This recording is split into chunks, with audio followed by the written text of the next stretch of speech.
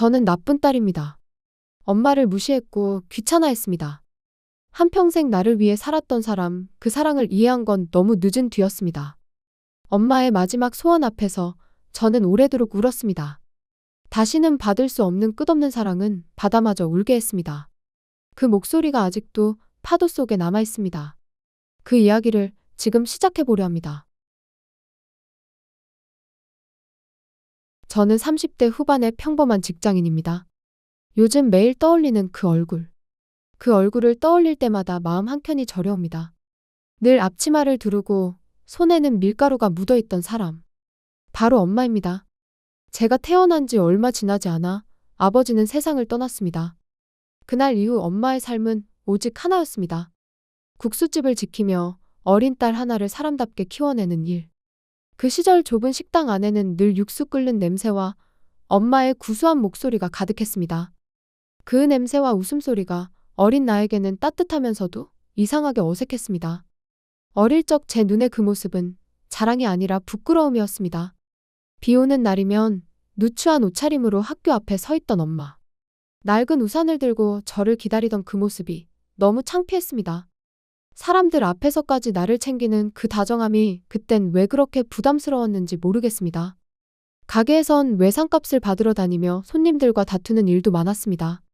그럴 때마다 주변 시선이 신경 쓰여 고개를 들 수가 없었습니다. 세상과 싸우듯 살아가는 그 억척스러움이 그땐 그저 창피했습니다. 남들 앞에서는 거칠고 세상과 싸우듯 살았지만 나에게만큼은 한없이 다정한 사람이었습니다. 하지만 저는 무뚝뚝하고 신경질적인 성격으로 자랐습니다. 친구들이 너한테서 맨날 국수 냄새 난다고 놀리면 저는 괜히 엄마 탓을 하며 화를 내곤 했습니다.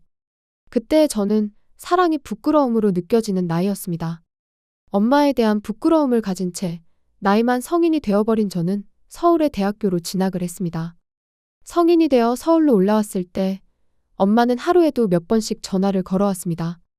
밥은 먹었는지, 감기 걸리지 않았는지, 혼자 있어 외롭지 않은지. 그 걱정들이 버겁고 귀찮게만 느껴졌습니다. 그땐 몰랐습니다. 그 잦은 전화가 엄마의 하루였다는 걸.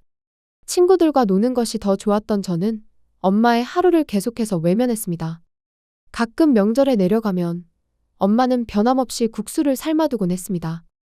너 어릴 때 이거 좋아했잖아. 하지만 저는 국수만 보면 입맛이 떨어졌습니다.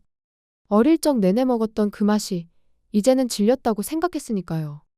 저는 나 국수 싫어하는 거 모르냐고 맨날 먹어서 싫고 맛도 없어서 더 싫다며 엄마의 가슴에 비수를 꽂습니다.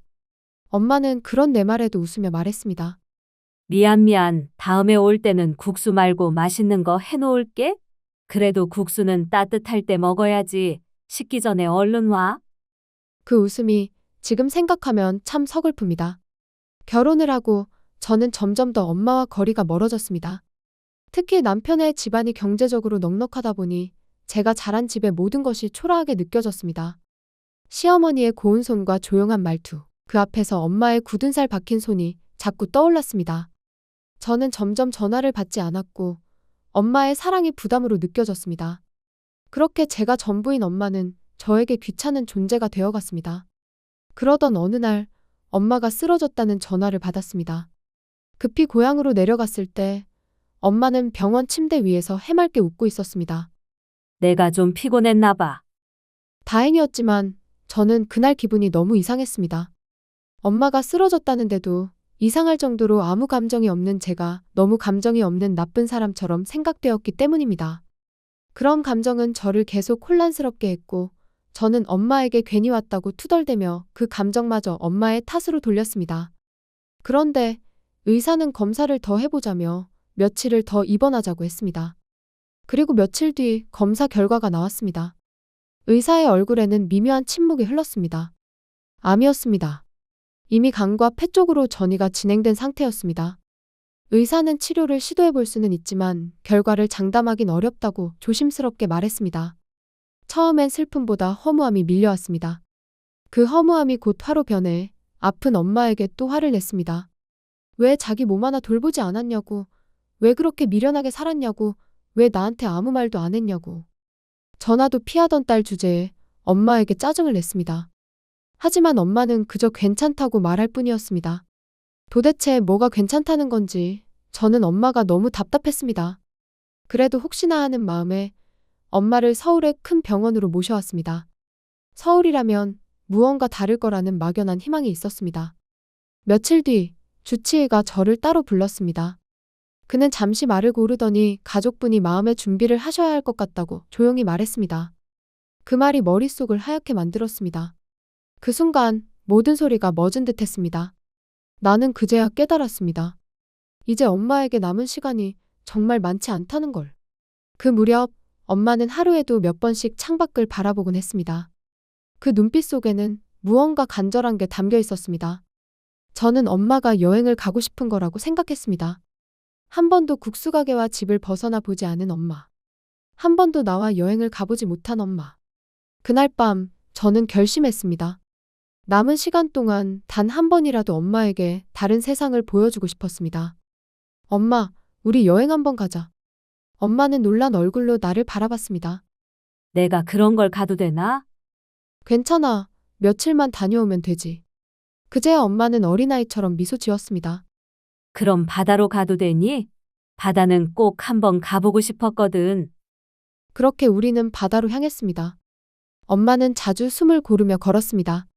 나는 모른 척하며 속도를 맞췄습니다. 그렇게 며칠을 여행하며 엄마는 갈수록 야위어 갔지만 오히려 얼굴엔 생기가 돌았습니다.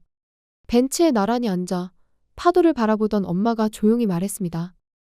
너한테는 해준 게 없어서 늘 미안해. 다음 생에도 너의 엄마로 태어나면 안 될까? 그땐 돈 많이 벌어서 너 하고 싶은 거 다 해줄게. 그 말을 듣는 순간 알 수 없는 감정들이 한꺼번에 터져 나왔습니다. 저는 참아왔던 말을 쏟아냈습니다. 다음 생에도 내 엄마가 되고 싶다고? 평생 자기 인생 하나 없이 무뚝뚝하고 싸가지 없는 자식만 바라보다가 이렇게 아무것도 못하고 죽는 게 좋아? 내 엄마로 태어나지 말고 그냥 다음 생에는 제발 엄마 인생 좀 살아! 엄마는 잠시 말이 없었습니다. 그리고 아주 잔잔한 목소리로 말했습니다. 나는 너랑 함께 있는 거 말고는 아무것도 하고 싶은 게 떠오르지 않아. 병원에서도 창밖에 공원을 보며 너와 걷고 싶다는 생각만 했어. 너를 위해 산 게 내 인생이었고 그게 행복이었어. 그게 내 인생이라면 다음 생에도 그렇게 하고 싶어. 그러니까 다음에도 내 딸 해주면 안 될까? 응? 그 말에 저는 무너졌습니다. 엄마는 여행을 가고 싶어 창밖을 봤던 게 아니라 그저 저와 걷고 싶었을 뿐이었습니다. 그제야 저는 알았습니다. 엄마가 쓰러졌을 때 제가 아무 감정이 들지 않았던 건 그냥 믿고 싶지 않아서였다는 것을요. 저는 주저앉아 엄마를 붙잡고 아이처럼 울었습니다. 가지 말라고, 죽지 말라고, 내가 잘못했다고, 내가 미안하다고 엉엉 울었습니다. 엄마는 아무 말도 하지 않았습니다. 그저 제 머리를 쓰다듬으며 조용히 품에 안아주었습니다. 그때 느껴진 엄마의 손길은 너무도 따뜻했습니다. 조금 진정이 된 저는 엄마에게 말했습니다. 엄마, 나 엄마가 해준 국수가 먹고 싶어. 엄마는 제가 여행을 가자고 했을 때보다 환하게 웃으며 좋아합니다. 올라가면 바로 해주겠다고. 네가 국수를 싫어하니 생각해 놓은 국수가 있다며 어린아이처럼 좋아합니다. 엄마가 해준 국수를 딸이 맛있게 먹는 게 엄마에게는 인생의 가장 큰 기쁨이었나 봅니다. 하지만 엄마는 저에게 국수를 만들어주지 못했습니다. 그날 밤부터 열이 오르고 숨이 가빠져 병원으로 옮겨진 엄마는 그렇게 제 곁을 떠났습니다. 엄마에게는 남겨진 유품이랄 것도 없었습니다. 남겨진 것은 제 사진과 상장들, 그리고 매달 저희 이름으로 모아둔 돈뿐이었습니다. 엄마가 세상에 남긴 것은 저 하나뿐이었습니다. 저는 몇 달을 제정신으로 살지 못했습니다. 너무도 큰 죄책감과 그리움에 정신이 나간 사람처럼 눈물을 흘리며 살았습니다. 이제는 조금 나아졌지만 지나가다가도 국수집이 보이거나 다정하게 걷는 모녀들을 보면 눈물이 납니다. 지금도 가끔 저는 엄마가 해준 그대로 국수를 만들어 먹습니다. 하지만 이상하게 아무리 끓여도 그 맛이 나지 않습니다. 아마도 그 국수에는 엄마의 인생이 들어있었던 거겠지요? 아니, 어쩌면 그건 인생이 아니라 사랑이었는지도 모릅니다. 세상 어디에서도 흉내낼 수 없는 오직 엄마만의 사랑 말입니다. 가끔 그런 생각을 합니다. 남편도 내가 낳은 내 아이도 과연 나를 엄마만큼 사랑해줄 수 있을까? 결국 세상 모든 사랑의 시작과 끝은 세상에서 나를 가장 사랑해주는 엄마였다는 걸 이제야 깨닫습니다. 그리고 이제야 엄마에게 말합니다. 엄마 미안해. 그날 내가 했던 말은 거짓말이야. 내 엄마로 태어나지 말라는 말은 진심이 아니었어. 엄마, 내 엄마. 다음 생에도 꼭 내 엄마로 태어나줘. 그때는 내가 받았던 사랑 다시 엄마에게 돌려줄게. 우리 꼭 다시 만나자. 그리고 한 번도 하지 못한 말이 있는데 엄마, 사랑해.